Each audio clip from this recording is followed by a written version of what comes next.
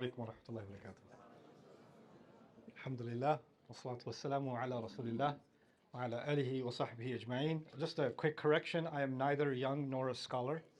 Um, let's get that out of the way. It's good to be back in Rochester Hills. I was here over a decade ago. I spent quite a bit of time in this masjid. How many people are so old they were there? Yes.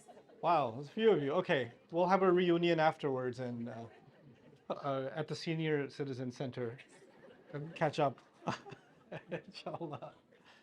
But it's just really beautiful to see life here and the vibrant Muslim community in Michigan. I always, when I was leaving New York, I could have moved anywhere in the U.S. and I'm going to hurt your feelings. Michigan was not one of the candidates, and the reason was your winter. Yes. So Ohio, Illinois, Michigan, nah. I'm going to Texas. So that's kind of why I ended up in Texas, is because of the summers. But it is still, to this day, I think some of the best memories I have in my earlier career of the communities I visited. Some of the best conversations, some of the most wonderful people I ever met were actually here in Michigan. There's something in the water, I believe. Too soon, okay. So today what I'm going to speak with you about, and I know there's a lot of young people in the audience. Wonderful kids came up to me, said salam to me. So it's really nice to know that kids are in the audience too. What I want to share with you, all of you, is something that inshallah, hopefully kids and adults can benefit from. Those of you that have your phones with you, which is all of you, can actually open up your notes and you could write some of this stuff down as I tell you, because I want you to take some of this with you. You're not going to have to write much at all, maybe at the most 12 words through the whole thing. But the way I want to organize this discussion with you is, I call this between extremes. The talk today is basically called between extremes. Allah called us a middle nation, ummatan wasata, a nation that is characterized by being in the middle, by being, between two extremes. And there are multiple extremes that Allah talks about in the Quran, that different people can fall into different extremes one way or the other way. And you guys know, like in science, right? There's to every action, there's equal but opposite reaction. And that's part of the history of the world. The history of the world is actually a history of great actions and great reactions. So for example, the Catholic Church imposed a kind of religious oppression on Europe, right? And you couldn't disagree with the church's teachings. Books could get burnt down, people could be killed because they're disagreeing with what the church says. So there was no freedom of expression. That was the action. And eventually there's a reaction of extreme liberalism, where in fact now in Europe, we say America is a secular society and Europe is also secular societies. They're not. American secularism is completely different from European secularism, alhamdulillah. And I'll tell you why. Because in Europe, for example, in France, women will be legally deprived of many opportunities, from education to work, because they're wearing a hijab, for example. And the reason for them is, we don't want to see religion in the public space. And the reason they don't want to see religion in the public space is because of the Catholic Church. It was too oppressive. So if you give religion too much room, they're going to oppress us again. So in order to save everybody from that, keep religion in your living room, in your bedroom, inside the four walls. Don't bring it out on the street. We don't want to see it. We don't want anything to do with it, right? That's European secularism reacting to the European doctrine that was established by the church powers, right? So this is just one example of one action gives rise to another extreme reaction. But the problem with the reaction is it's also extreme. And when that's extreme, it creates its own kind of problems. And when those problems happen, then there's a new reaction to those problems. And usually that reaction is also what? Extreme. So human beings keep doing this ping pong between one extreme and the other extreme and the one extreme. And it's not just at the level of society, it's also at the level of individuals. You might have a friend that you really trusted, right? And then they betrayed your trust. And you're like, that's it. Friends are stupid. I don't want friends. You can't trust any of them. And now you have an extreme what? You have an extreme reaction. And now you have trust issues with everybody because of one action. One thing happened and you overreact, you overcorrect, right? This happens in marriages. Somebody was in a bad marriage and it ended, and they're like, my wife or my husband had a really bad temper. I will never marry someone who has a temper, right? So now you're looking, whoever the lady's trying to remarry, she's just checking for one thing. Tell me about your temper, right? The guy's robbed 14 banks. He's wanted in 15 states, but he doesn't have a temper. So you married him because he doesn't have a temper, but you didn't look for all the other red flags you should have been looking at. You understand? So human beings have this crazy tendency to go from one extreme to the other extreme, one extreme to the other extreme, right? But this isn't life.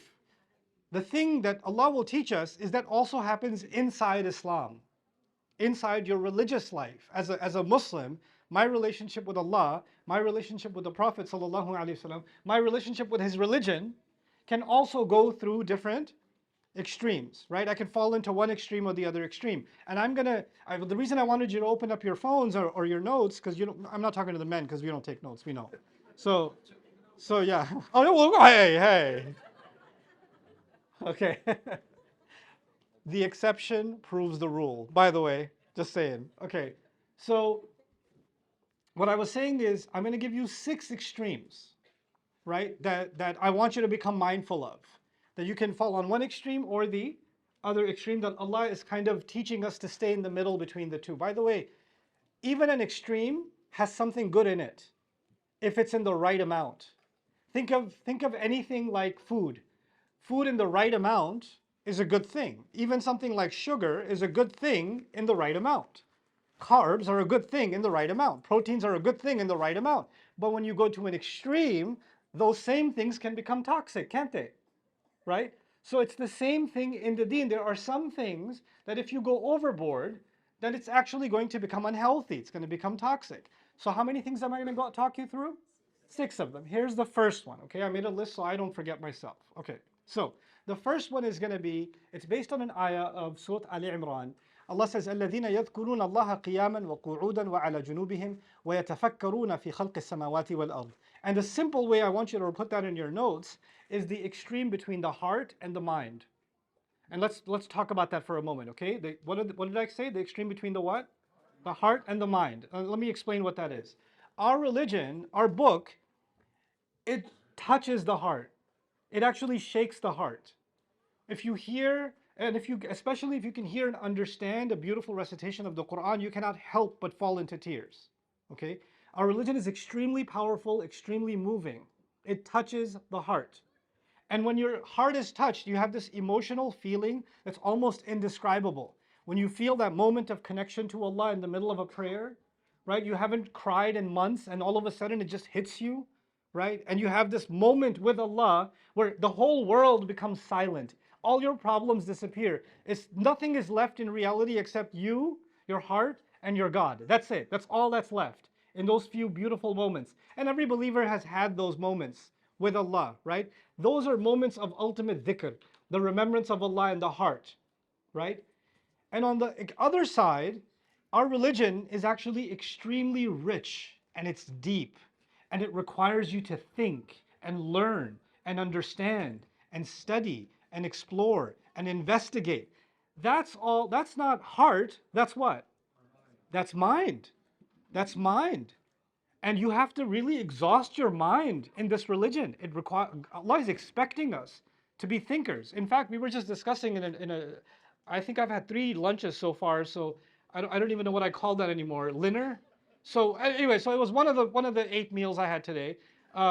We were discussing that in the Quran sometimes Allah will tell you something in a story, and in the next ayah, He'll skip a lot of details and move on to another place altogether.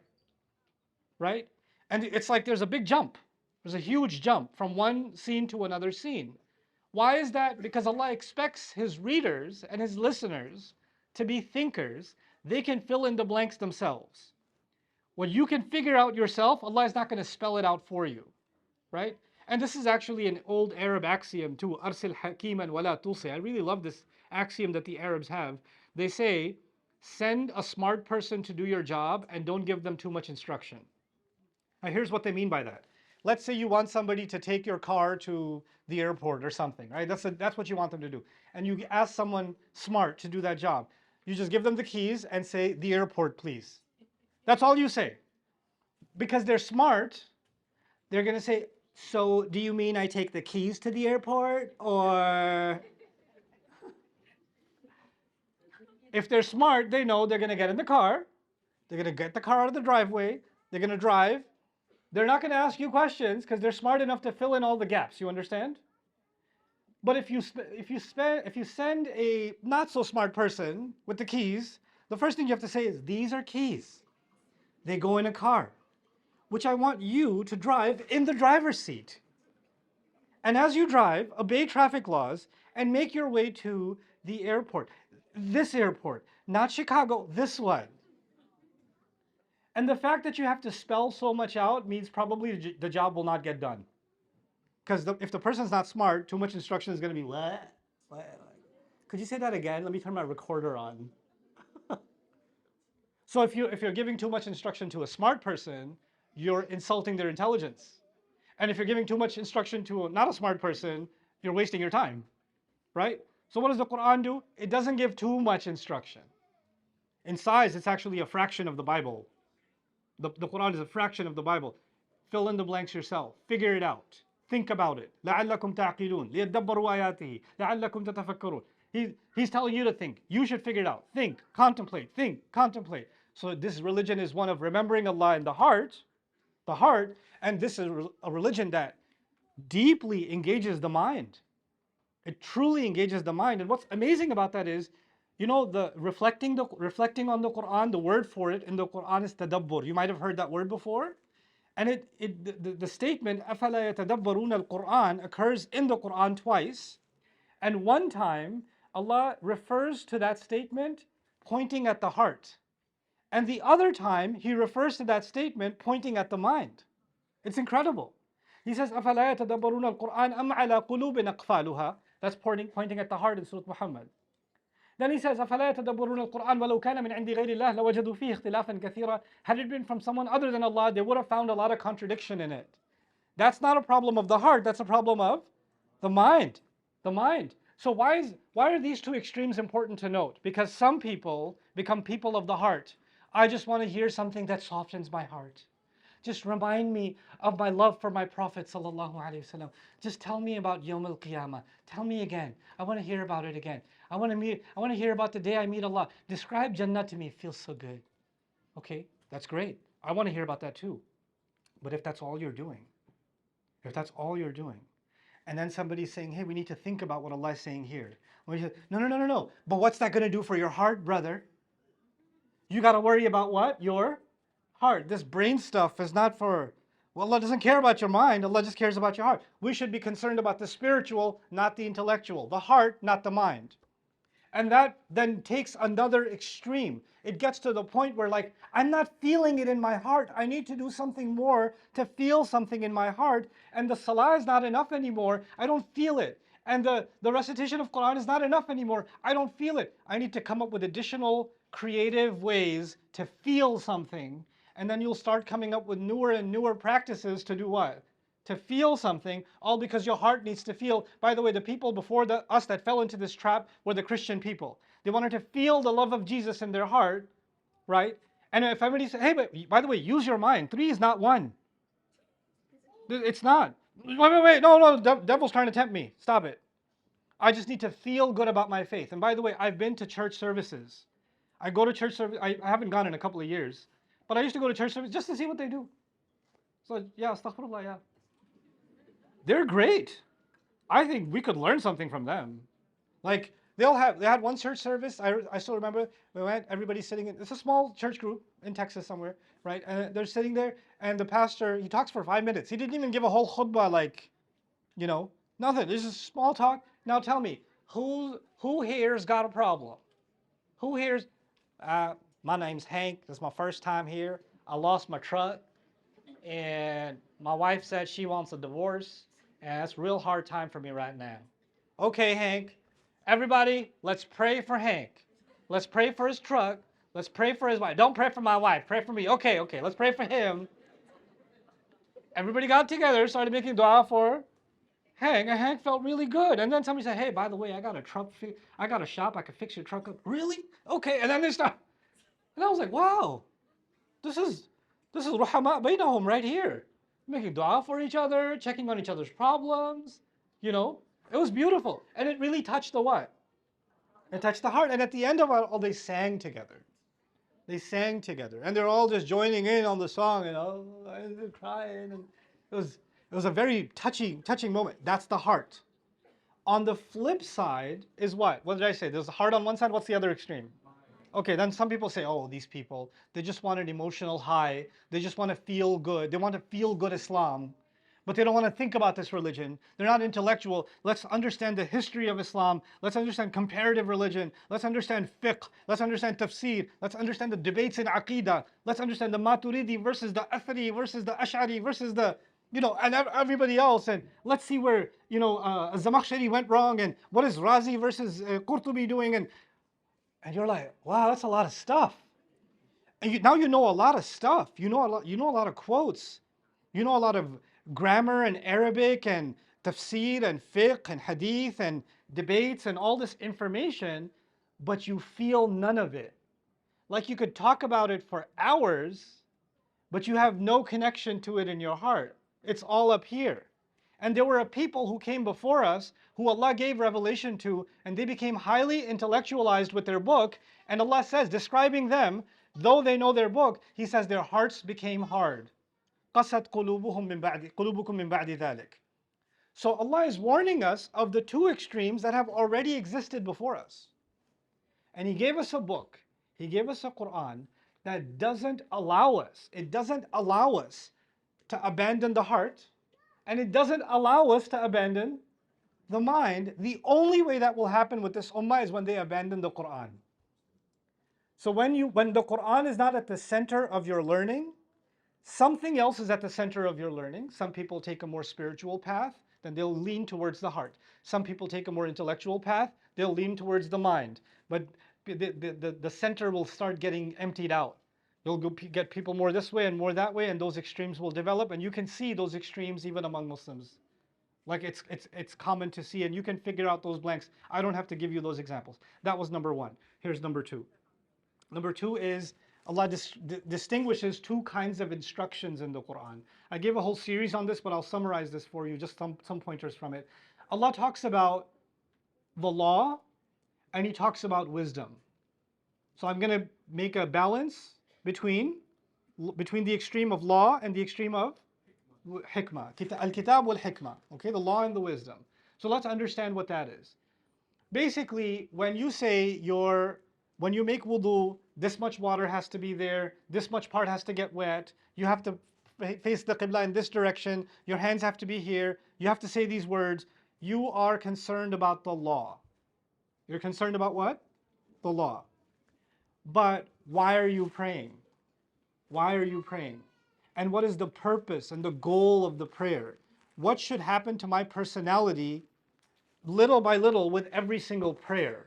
That's not going to come from the law of the prayer. That's going to come from what?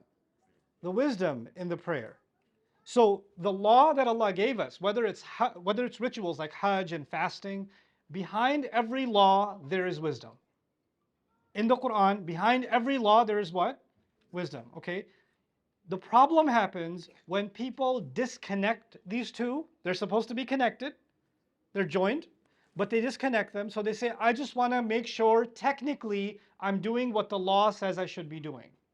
I'm not concerned about the what? The wisdom of it. So long as I'm legally doing something okay, so long as it's halal, so long as the fatwa says it's halal, it's fine. I don't have to be concerned about the hikmah of it. On the other extreme, people say, oh, you people are so fatwafied, you're so fiqhlicious, you're so obsessed with the technicalities. We should just be worried about the wisdom of things, right? So if the wisdom of the prayer, for example, how many times do we pray a day? Here's an easy quiz for you. Let's start easy.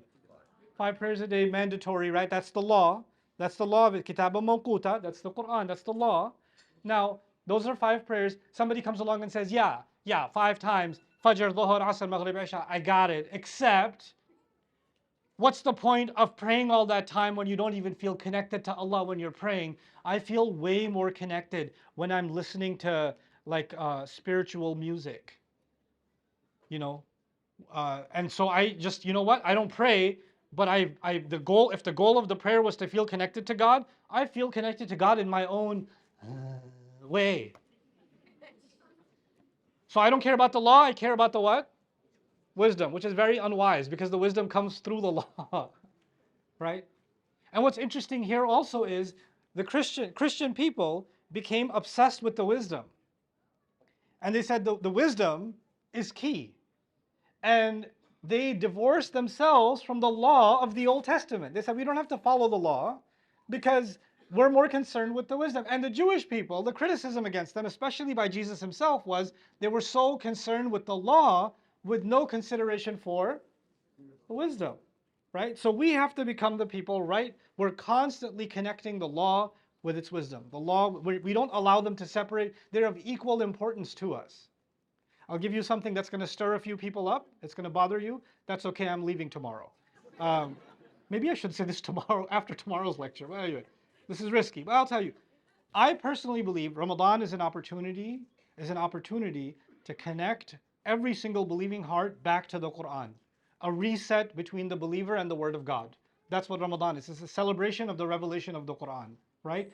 And what we've done is we've turned it into the artificial fulfillment of the fasting, the legal side, and the ceremony of standing in Taraweeh, even if we're not thinking about a single word of what Allah is saying.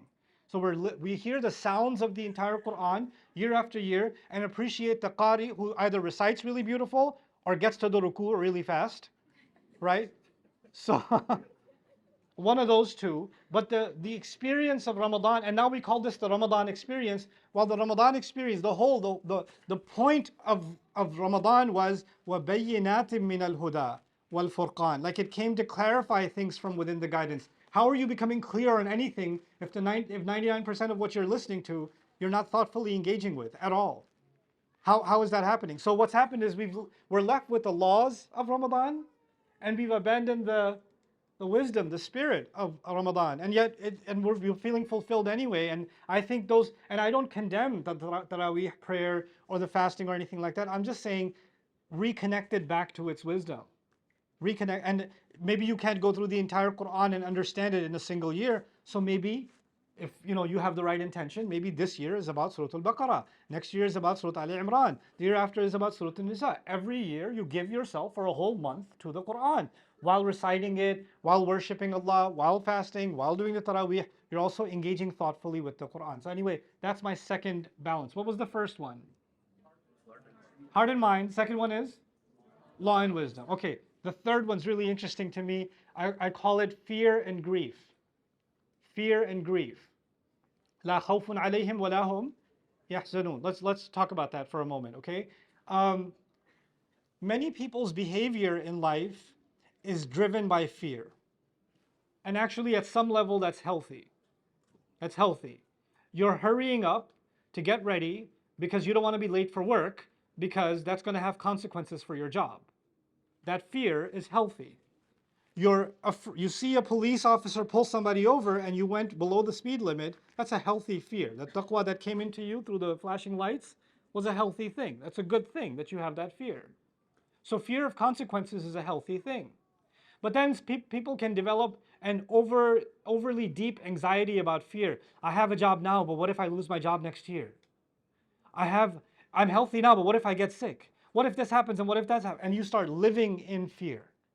And when you start living in fear, your behavior starts getting impacted by the fear you're living in. Some people are in relationships with their parent, with their sibling, with their spouse, where there's something on their mind, but they're afraid to say it. They say it in their head. So your wife says to you, I love you. And you know she's not saying it, she's asking. Just so you're clear.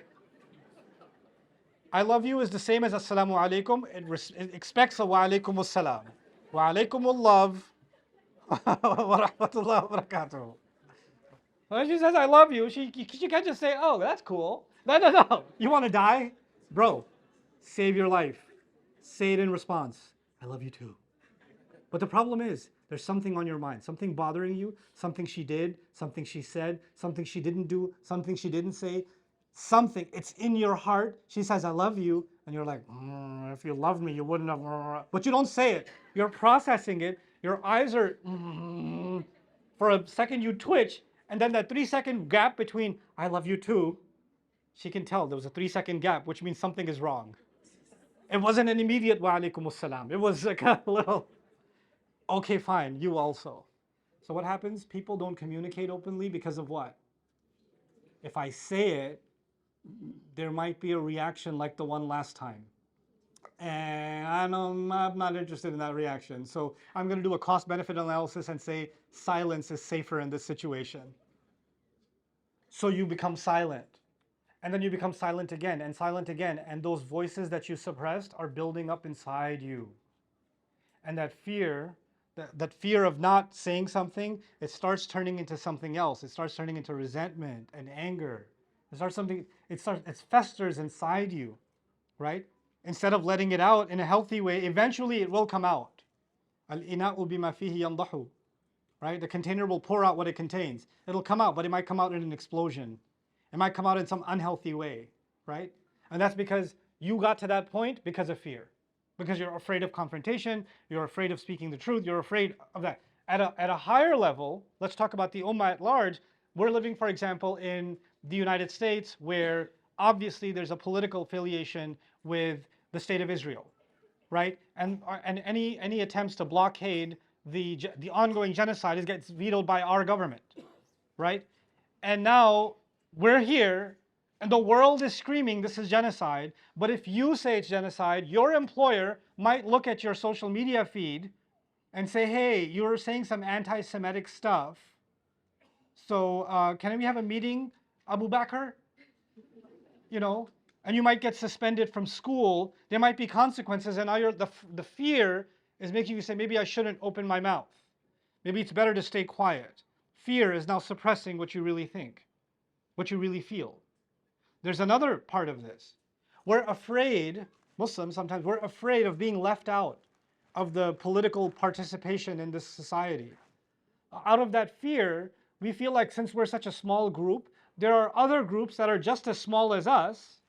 We don't believe in what they believe in, but they're just as small as us. Maybe we should align ourselves with them because together we're going to have a louder voice, right? But we shouldn't say something against those groups we aligned ourselves with out of fear of losing these allegiances, right? So now we're being politically correct out of fear. So sometimes even the way we talk about our religion is driven by what? Fear. That's one extreme. What's on the other extreme? On the other extreme, what did I say? Fear versus what? There's pain. There's injustice. There's death. There's dhulm. And when that happens, there's an anger, there's a rage, there's the grief that eventually festers into rage. And now you want to look at your religion and you want to use your religion and find parts of it that justify your rage. So now you're not looking at your religion from a neutral lens, you're looking at it from the eyes of rage. And you're finding all the places in the Quran or all the examples in the Sunnah that aim to feed your own rage. Actually, in that case, the highest power, the highest authority is not of the word of Allah, the highest authority is of your rage. And any part of the Quran or Sunnah that undermines or goes against your rage, you're willing to ignore it. So on the one hand, people are willing to ignore the things they consider politically incorrect. I don't want to offend anybody. I don't know if we can talk about this part of our book or that part of our book because I'm afraid of the consequences. So one group of people are suppressing a part of their religion out of fear. And the other is suppressing another part of their religion out of what? Out of rage. And if you just open your eyes and listen carefully to what is being said about Islam, even supposedly by people that represent this religion, then you can smell the fear. You can taste the rage. You can taste it from the way things are being said. Now, here's another thing I'll share with you on these extremes of fear and rage. A lot of people have a problem with, for example, feminism. Feminism, astaghfirullah, right? They go hand in hand. The thing is, Feminism is an entire spectrum. If you've studied feminism, you know this. Feminism is not one thing, it's an entire spectrum. And there are things within, there are concepts within the larger spectrum of feminism that are actually very much in line with the Quran, very much in line with the Sunnah of the Prophet sallallahu alaihi wasallam.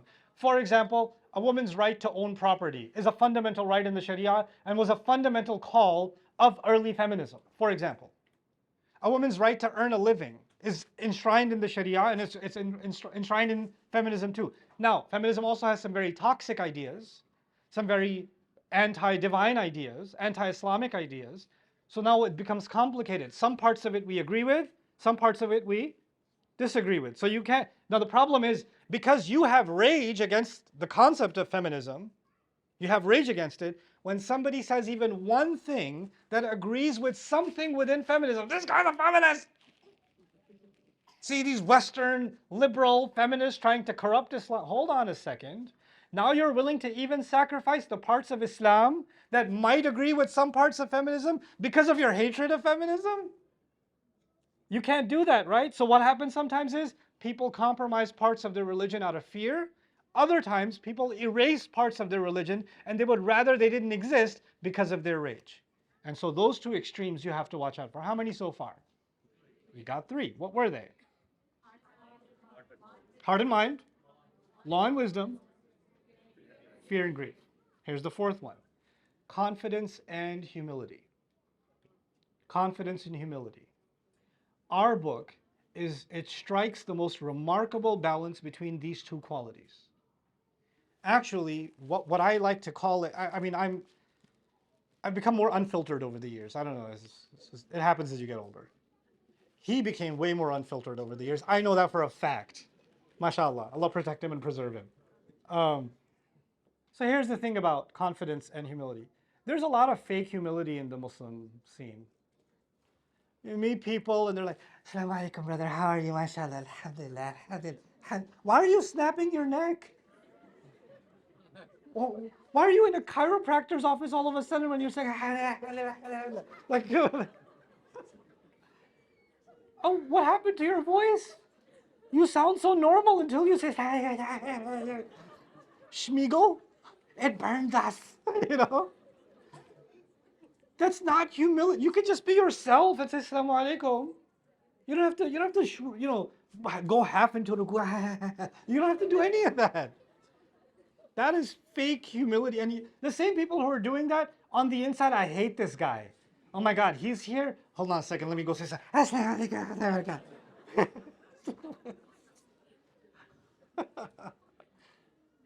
Confidence means you can be yourself. You don't have to be someone else. You don't have to put on a show. You don't have to put on a show of humility, and you don't have to put on a show of confidence. Some young people here are very impressed with like public speakers and orators from around the world. And around the world, public speaking has different styles, and one of the styles is very theatrical. So what happens is, you're a normal person, regular guy, but you're also a da'iyah. You're also an Islamic speaker, etc., right? So you're having a normal, mashallah, kif haluk, everything okay? Mashallah, okay, I gotta begin the khutbah. As soon as you get something on the member, Inna alhamdulillah, nahmaduh, wa nasta'inah, wa nasta'inah. What happened to you? You were so nice. And as soon as the salah is done,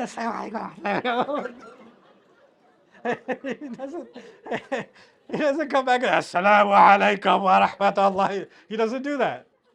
Because they say, well, the minbar or the public pulpit, it requires a certain level of gravitas. So I gotta come down like I'm wearing body armor or something, And then some young people, they develop this kind of theatrical approach to communication, right? And it's disingenuous. It's disingenuous. Be yourself. You just communicate as you would. Be normal. Normal's good. It actually demonstrates that you're not hoping to show someone an impressive version of yourself.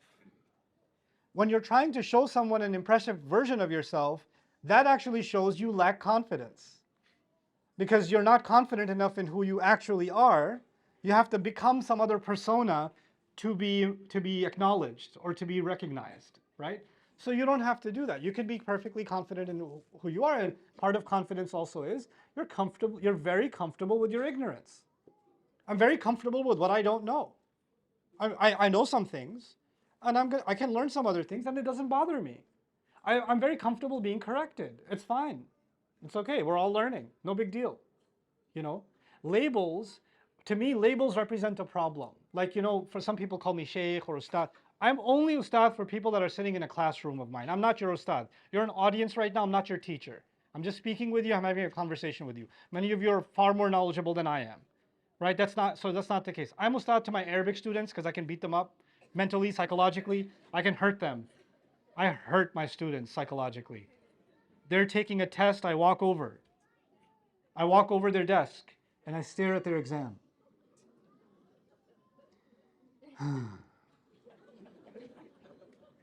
Inna lillahi wa inna ilayhi raji'un. By the way, he's got all the answers are correct. I'm just doing dhikr. But man, do I enjoy them erasing all their answers and rewriting everything. For that person, I'm Ustadh. For you, alhamdulillah, how are you? That's who I have for you. But the thing is, the problem with titles is, once you call me a sheikh, for example, or a scholar, which I'm not, but once I'm a scholar, now I have to defend my title. And if I'm a scholar and I got something wrong, well, what kind of scholar is he? He made a mistake? Some scholar. Way better to not be a scholar and be a student and say I'm learning and I'm sharing what I've learned as I go. I can make mistakes and I can learn from my mistakes. I don't have to defend a title. I don't have to defend any kind of prestige. It puts you at ease. And by the way, this is actually, on the one side, that same attitude is confidence. And on the same side, it's actually humility too. You're humble to your ignorance also. It's completely fine. And we have to know that balance. Some things you are sure of and you can be confident in them. Let me give you an example in the Quran, one of my favorite examples. Yusuf alayhi salam is the epitome, is the climax of the balance between humility and confidence.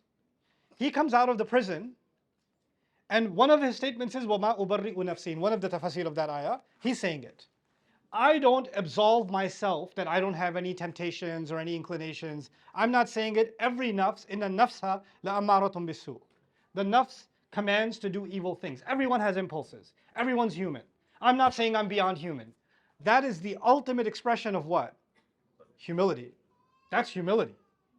The same time when he just came out of prison, it baffles me. He came out of prison. He's there for decades. If you saw his resume, he's applying for a job, and you saw his resume, what would his resume say? Well, I was a servant, a slave, and then I was an inmate, convict, for several years. This is my resume, yeah. And he's standing in the king of Egypt's court with other politicians who have very impressive resumes. And in the middle of all of that, just coming out of court, and then also acknowledging his humility, he says, اجعلني على خزائن الأرض إني حفيظ عليم. Put me in charge of the finance ministry of this entire country. I will guard this job. I'm the one who knows what I'm doing. Implying, kinayatan, none of these guys know what they're doing. I will do the job of treasurer of this nation based on my exhaustive resume. That is the height of what?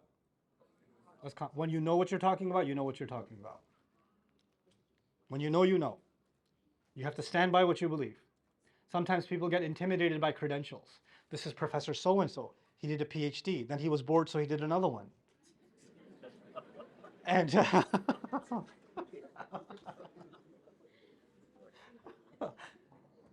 and you're being intimidated by, this is Sheikh so-and-so. He's got so many ijazat. You barely have ijazat to meet him.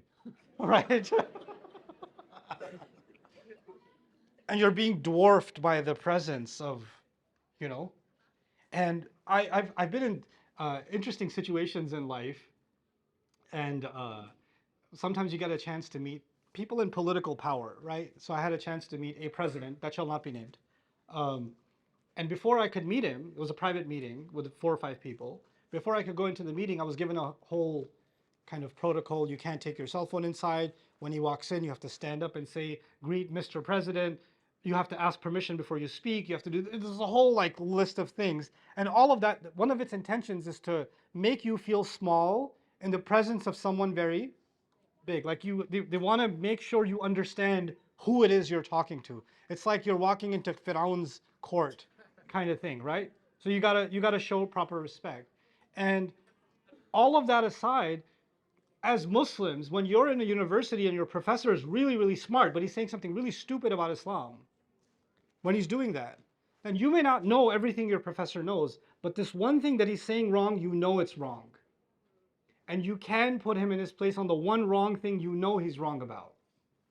It doesn't matter if in front of you is the president of a country, or the general of a military, or a professor of a university, or a really eloquent person, or someone with more credentials, more years, more age than you. When something is wrong, it's wrong. And this is actually part of this confidence versus humility thing. I think I included it later on too, but I might just incorporate it here.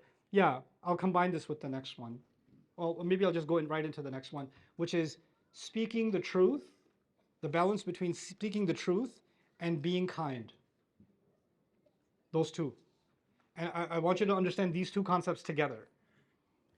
The thing is, Allah wants us to stand up for the truth, no matter what. Yeah? يأمرون بالمعروف وينهون عن المنكر وتواصوا بالحق وتواصوا بالصبر. All multiple expressions in the Quran pointing to the same thing. Speak up for the truth. Speak up for the truth, no matter what. قولوا قولا سديدا. The problem is, when you want to speak up for the truth, you're like, well, I have the haqq. I'm speaking the truth. So let's just say your mom, for example. Let me give you the lady. I pick on guys all the time. Let me pick on ladies. So your mom is on the phone talking to her sister, your aunt, and she's doing all kinds of ghiba about one of the family members. She's just ripping her to shreds. Okay? This is the iftar before the iftar in Ramadan. That's what she's doing. Okay? So now you're going to step in and say, this is wrong, this is slander, this is ghiba, mom, you can't do this. Okay? So who's right in this situation? Is your mom right for doing the backbiting and the slander, or are you right? You're the one who's right. So you decide, mother, أيحب أحدكم أن يأكل اللحم أخيه ميتا? Would one of you love to eat the dead flesh of their brother? Mother, you like to eat corpses? Mom, this is haram. I'm speaking the haqq. I'm going to do amr bil ma'roof and nahi anil munkar in this house, even if you're my mom. Your mom looks at you like, come here. I'm not going to tell you what happens next. This is one of those fill in the blank situations. You can fill them in. Some of you are feeling your cheeks right now, like, that already happened. The problem is, I want to correct my mother. But I have to correct her with kindness. Just because I'm right doesn't mean I get to be aggressive. You can be right, but you're saying the right thing in the wrong way. Do you understand what I'm saying? There has to be a balance between being right and being kind. Now here's the two extremes. One group, I just want to be right. I just want to say the right thing. Doesn't matter how offensive I get. Some brothers in Islam make entire videos about how kafir somebody else is because they're speaking the haqq. Bro, did you ever call the guy? No. You know he's available to talk to. Yeah, but he's a mubtadi', he's a kafir, he's a mushrik, he's a liberal feminist CIA. Like, that's what he is. I'm not going to talk to him. So you talk a lot about him with all this rage, but you're not going to talk to him. And by the way, if you did talk to him, Assalamu Alaikum, brother.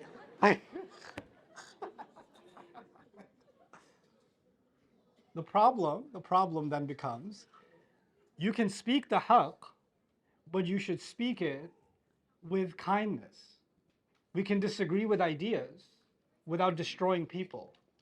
Like you can say, you know, people come and say, what do you think about this scholar or this thing or this thing? I was like, I can discuss the idea. I'll never discuss a person because I don't know the person. I don't know what their life is like. I know just because you've seen a video, you think you know that person or their life.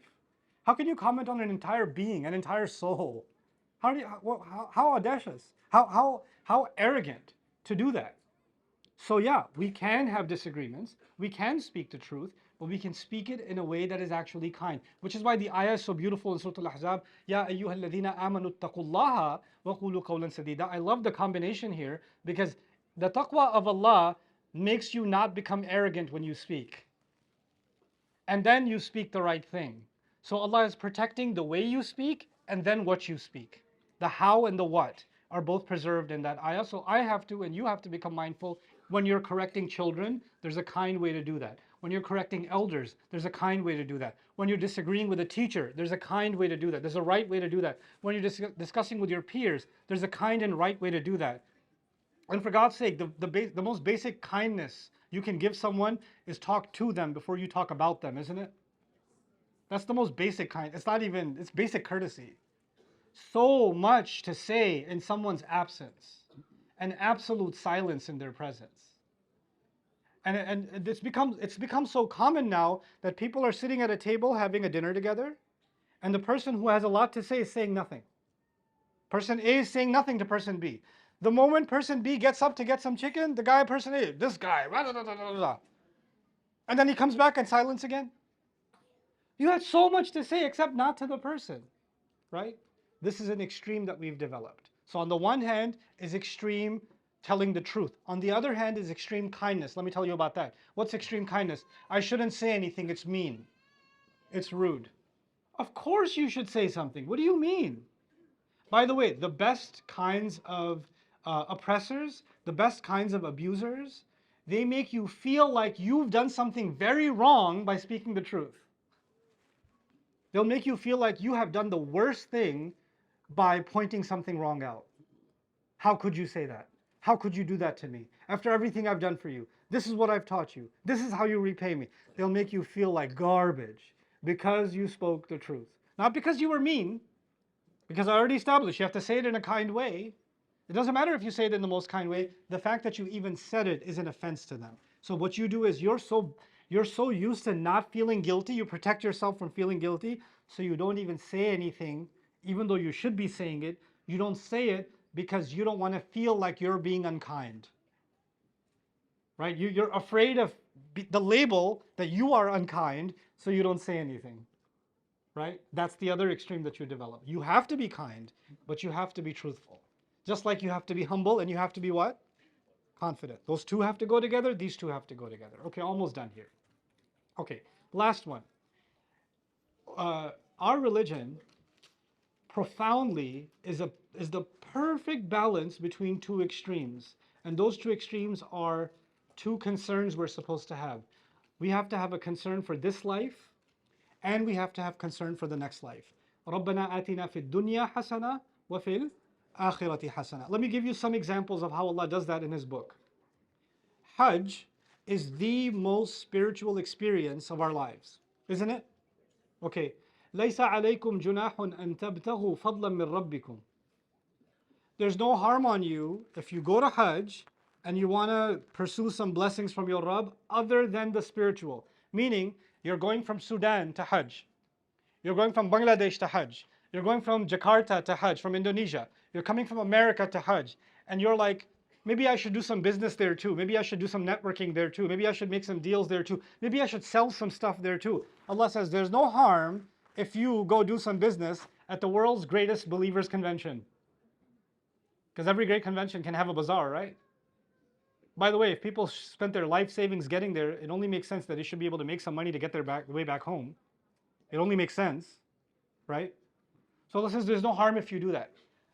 Ya Allah, you're telling us there's no harm in doing business when we go on the most spiritual journey, leaving dunya behind, dressed in clothes that we're supposed to be buried in, saying labbaik Allahumma labbaik, reminding ourselves like a rehearsal for Judgment Day.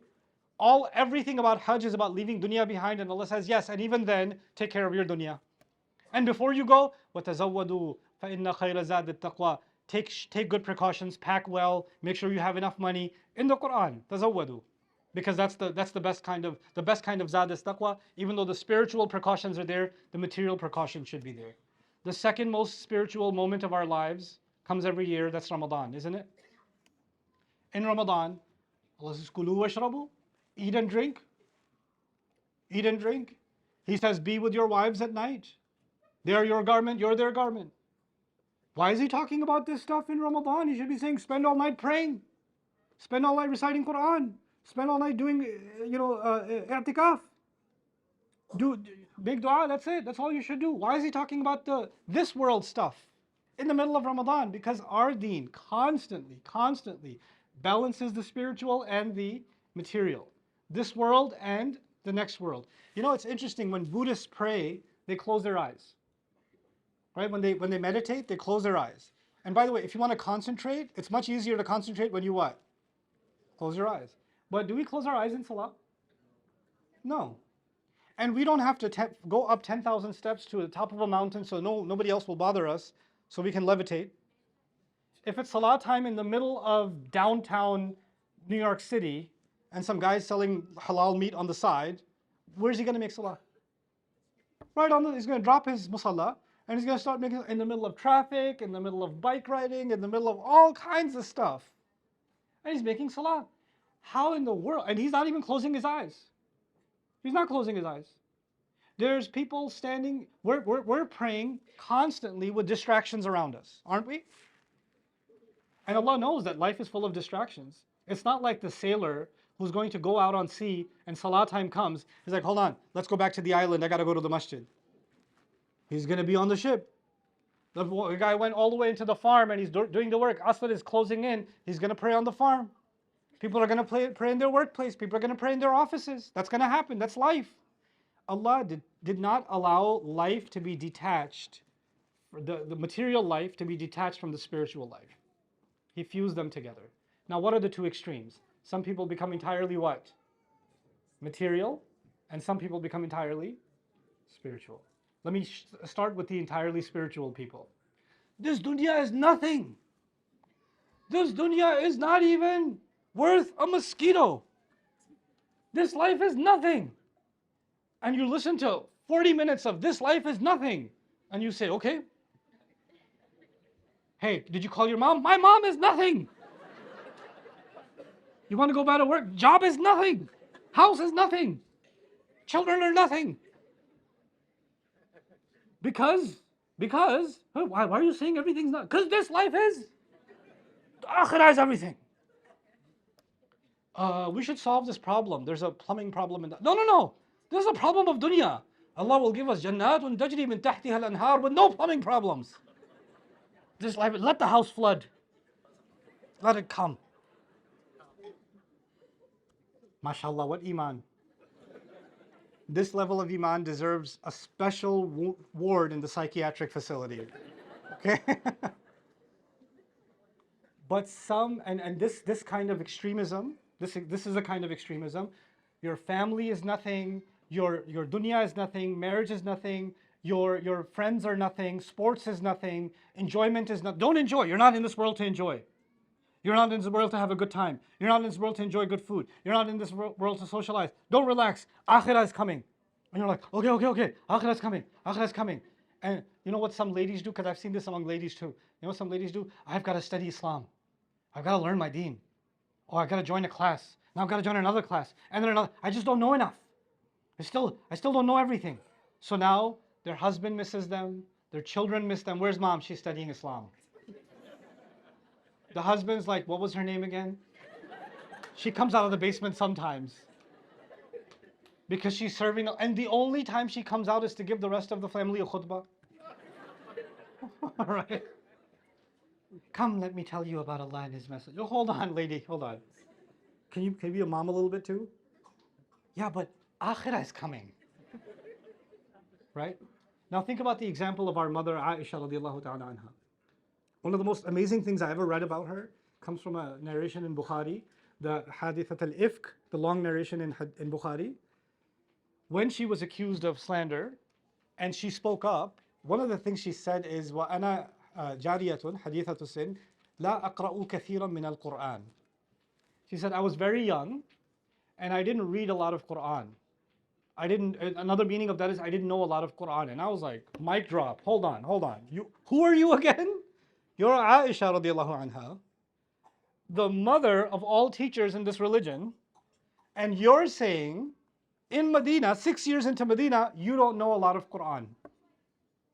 What is your excuse? You're the Prophet's wife. You're our mother. Why don't?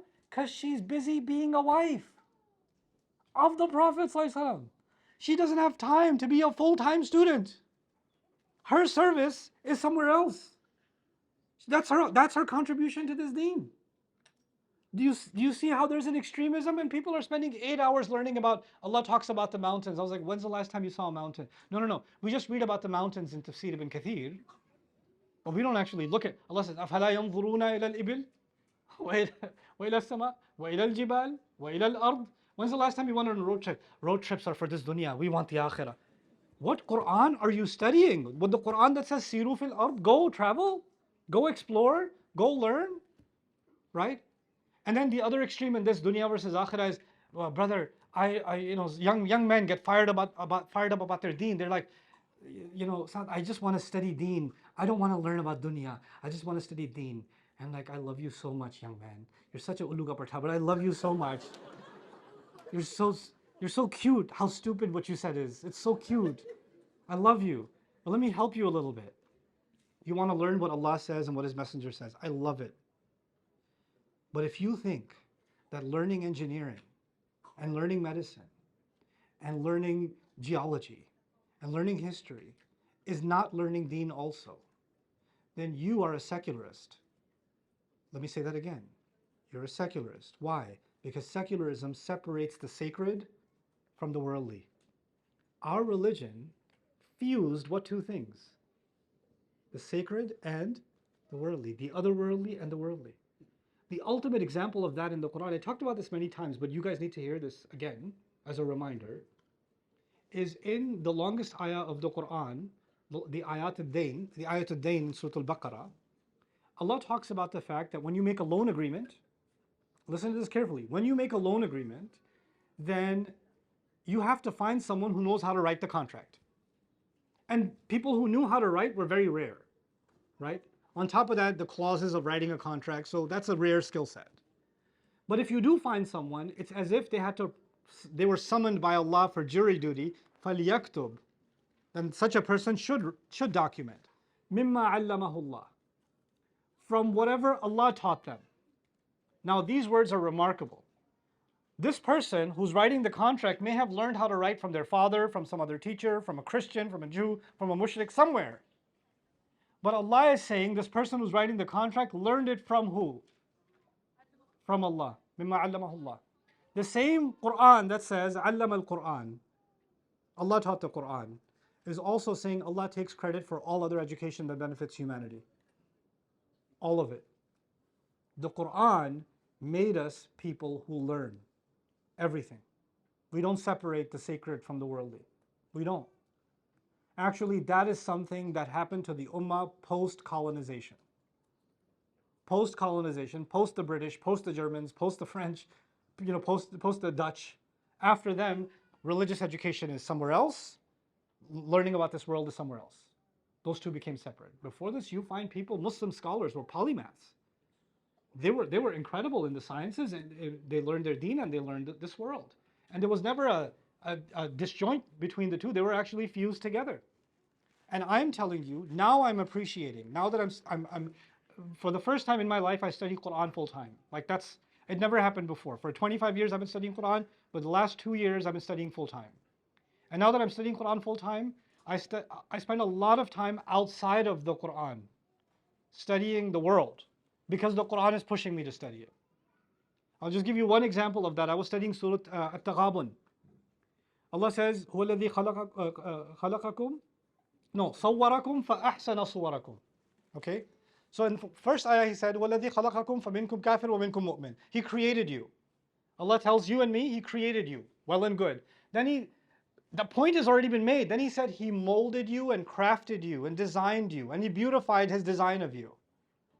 Wait, so He said He created us. Got it.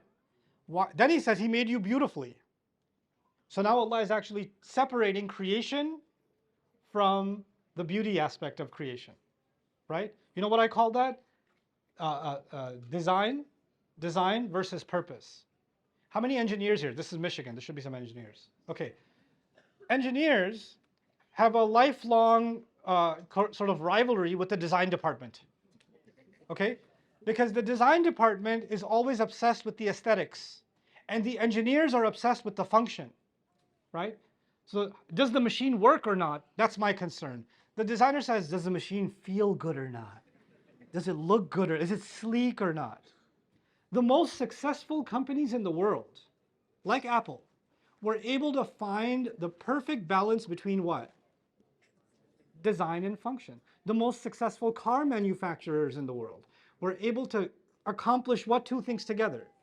Design and function. When I was studying Surah Al-Taghabun, I spent a lot of time with engineers and with designers. And I studied design versus function because Allah is actually talking about both of them and how both of them come together in Allah's grand scheme. And in fact, both of them are equally important to Allah. Allah is concerned with purpose and Allah is concerned with beauty. How can I understand that if I don't understand the human concerns of beauty and purpose? By the way, the Quran is beautiful or no? The Quran is beautiful, but it's also purposeful. The Quran itself is the perfect harmony between beauty and purpose itself, right? And Allah wants beauty and purpose in all things. It's in fact another balance that I didn't mention, but it kind of happened.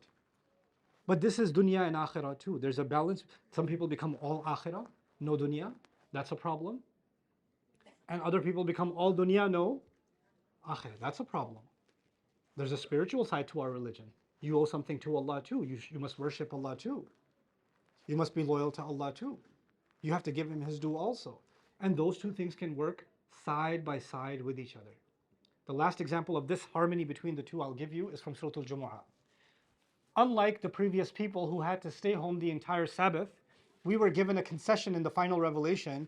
We only have to leave the world behind during the Friday prayer. Yeah? And if you didn't know, in early Islam, before the revelation of Surah Al-Jumu'ah, in early Islam, the Friday prayer, the 2 rak'ah, used to be first, and the khutbah used to be after that.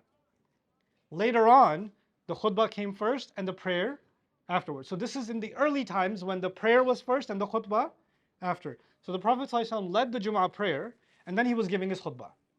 While he was giving a khutbah, a caravan showed up. A caravan is like a carnival, like lots of people with, singers and music and good food and entertainers and all kinds of stuff and goods from the outside. A whole carnival showed up and they got their drums and they got their instruments and they got noise, right? And it's not like the Prophet ﷺ had some auditorium that was soundproof. He's out in the open giving the khutbah. And you can almost not even hear the Prophet ﷺ because the carnival has showed up. And the prayer was already done. He was just giving the khutbah. So some people started trickling away from the khutbah going towards the carnival. And Allah commented at the end of Surah Al-Jumu'ah on that incident. And He said, وَإِذَا رَأَوْا تِجَارَةً أَوْ لَهْوًا انْفَضُّوا إِلَيْهَا وَتَرَكُوكَ قَائِمًا. When they saw, trade opportunity, when they saw entertainment, they broke off and they ran towards it. They left you standing there. قُلْ مَا عِنْدَ اللَّهِ خَيْرٌ مِنَ اللَّهْوِ وَمِنَ التِّجَارَةِ. Tell them what Allah has is better than entertainment and trade. وَاللَّهُ خَيْرُ الرَّازِقِينَ. And Allah is the best of all providers. What was the problem? The problem was you went to that trade and entertainment during the Friday prayer. Did Allah condemn trade and entertainment, or did He condemn it in that specific time? So what do we learn from that? We learn from that when it's Allah's time, nothing else matters. And when it's not Allah's time, it's all good. There's a balance between this life and the other life. This life and the other. You see it? It's really beautiful in our religion that constantly this balance is accomplished. People before us went either entirely spiritual, the monk life, and they weren't able to keep up with it because we're not designed that way. You're not designed to not get married. You're not designed to stay alone. You're not designed to not enjoy good food, etc. You're not designed to live in misery. You're designed to enjoy the good of this world because it makes you grateful. It makes you grateful, right? And on the other side, we weren't designed to just become people of this world and not have any higher purpose. So these are some dimensions of balance that I want you to become more cognizant of in your thinking about this religion. And when you're reading the Quran yourself, look for this balance. And you'll keep finding it over and over again in different ways. This balance will keep coming up. And other kinds of balance that I didn't even mention, the balance between the body and the soul, the balance between, for example, fear and hope, right? The balance between being grateful on the one hand, You know, gratitude on the one hand, and actually taking credit on the other hand, yourself. You accomplished some things too. All of those balances are beautifully articulated in the Quran. So I hope this discussion was of some benefit to you. Jazakumullahu khairan for all of you coming. I hope to visit you guys again, inshallah. And hopefully, when I come, I'll bring the baby next time with me. 'Cause I miss him so badly. I like you, but I like him way more. I like him way, way more. I miss him really, and the only reason I didn't bring him is because of his ear infection. Because the plane was going to be too tough for him. And but inshallah, he'll get past that. And before I leave the country, I'm leaving the country in the summer. But hopefully before then, I'll get a chance to come back to you guys and visit you guys again.